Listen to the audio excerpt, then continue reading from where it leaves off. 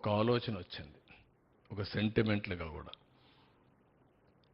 అన్ని గ్రామాల నుంచి, ప్రతి ఒక్క గ్రామంలో నుంచి ఆ గ్రామంలో ఉండే పవిత్రమైన మట్టిని, పవిత్రమైన నీళ్ళని, ఆ గ్రామాల్లో ఉండే దేవాలయాలు, అది హిందూ దేవాలయం కావచ్చు, మసీదు కావచ్చు, లేకపోతే చర్చ్ కావచ్చు, ఇంకొకటి కావచ్చు, ఏదైనా సరే అక్కడ పూజలు చేసి ఆ పూజల ఫలితంగా ఈ మట్టిని తీసుకొచ్చి అమరావతికి చేర్చారు పవిత్రమైన భావంతో.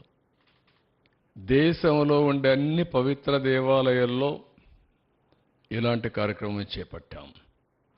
ప్రపంచంలో ఉండే మనుషులనే వ్యక్తులు ఎవరైనా సరే మనం నమ్మేది దేవుణ్ణి. దేవుడు ఏ రూపంలో అనుకోవచ్చు కానీ, ఏ దేవుడైనా కావచ్చు కానీ, ఏ మతస్థులైనా కావచ్చు కానీ, అల్టిమేట్గా మనం అందరం నమ్మేది దేవుణ్ణి. అలాంటి ప్రపంచంలో ఉండే అన్ని ప్రార్థనాలయాల్లో పవిత్రమైన మట్టిని, పవిత్రమైన నీరుని పూజలు చేసి తీసుకొచ్చారు. ఆ ఆశీస్సులు ఉన్నాయి, ఆ మహిమే కాపాడిందని నేను అనుకుంటున్నా.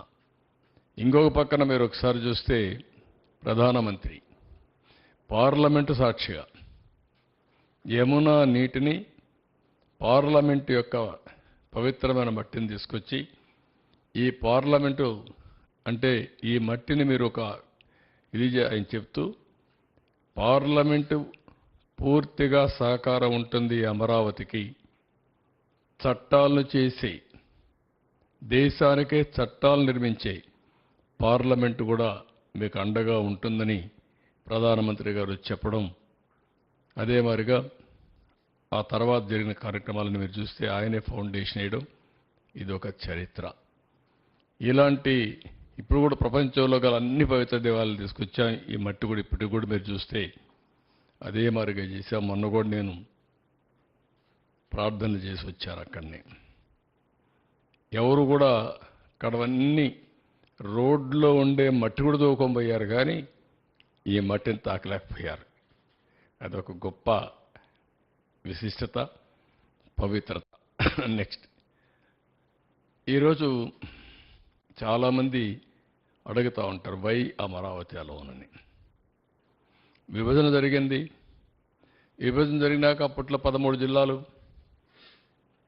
13 జిల్లాలను మీరు చూస్తే స్ట్రైట్గా ఏ పక్క గిర్ర గీసిన, ఈ పక్క మడకశిర లాస్ట్, ఈ పక్క ఇచ్చాపురం, ఇంకొక స్ట్రైట్గా కొద్దిగా ఇట్లా వస్తే కుప్పం.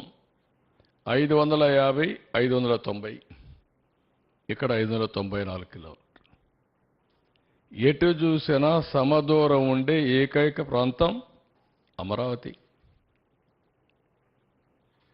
ఎవరు బుద్ధి జ్ఞానం ఉండే ఏ వ్యక్తి అయినా సరే దీన్ని ఏమాత్రం కూడా డిఫర్ కారు మనిషి అనేవాడు. అదే మాదిరిగా ఆ పక్క 12 పార్లమెంట్లు, ఈ పక్క 12 పార్లమెంట్లు, 13వ పార్లమెంట్ ఇక్కడ వస్తుంది. దీనికంటే సైంటిఫిక్ బేసిస్ మీకు ఏం కావాలి అమరావతి నిర్ణయించడానికి?